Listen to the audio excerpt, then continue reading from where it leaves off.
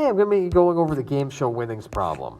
I initially started doing this, and then my recording quit, so let's see. I'm going to have to review this again, so just bear with me.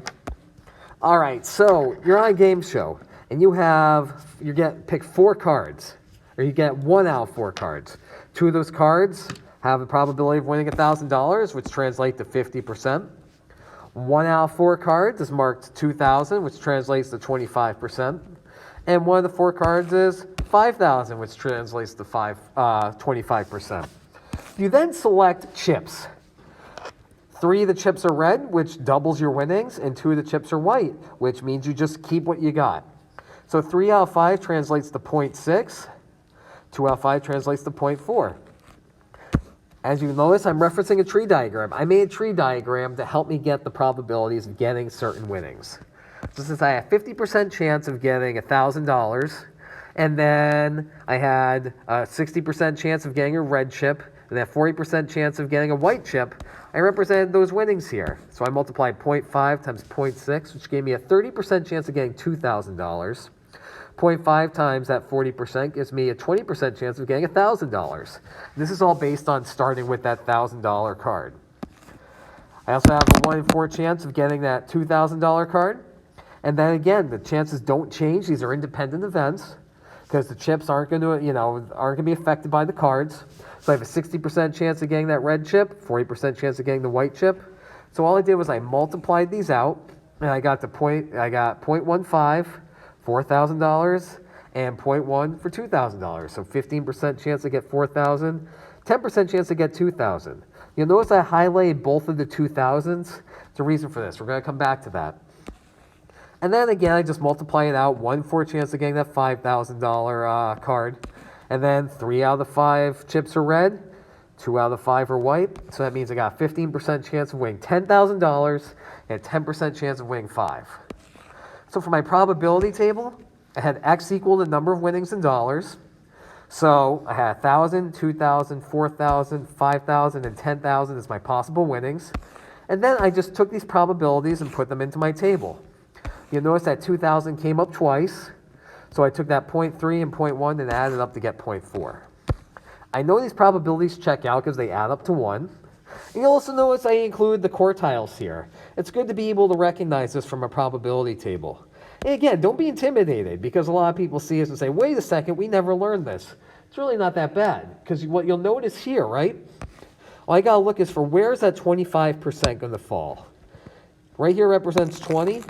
So 25% is going to be right here in the 2,000 range. And then I got to figure out where's quartile 2, 50% going to fall. Okay, so since 2,000 represents cumulatively, winnings 2,000 or less are going to be 60%. I know that 50% is going to lie in there, so that's going to represent quartile 2, excuse me. Now for quartile 3, remember, I wanted to add up to 75, so I did 0.2, 0.4, 0.15. That perfectly adds up to 75, which gives me Q3. Now, I figured out that 10,000 was an outlier. How? I took my IQR, which was 4,000 minus 2,000 times 1.5, which gave me, I will double check here. Oops. Make sure I'm right. Equals 3,000. This equaled 3,000. So then I subtracted that from Q1, which gave me a negative number. That can't happen. And then I added it to Q3, which got me to 7,000, which meant anything 7,000 or more is going to be an outlier, which means that 10,000 is going to be an outlier. Now next I was told I had to create a histogram. So here's what I'm going to do. You'll notice I started down below. I'm just going to shrink my probability table, give myself a little bit of space. And the histogram is pretty straightforward. I did it by 2s. You could have done it differently. So I want to find the probability I get winnings that are between 0 and just less than 2,000. I notice that that's about 20%, so you'll notice I'm just going to do a very rough histogram here, just for the sake of what we're doing. Probably do something a little more intense than mine, but all right, so that's going to be about 20% that I get winnings of between 0 and less than 2,000.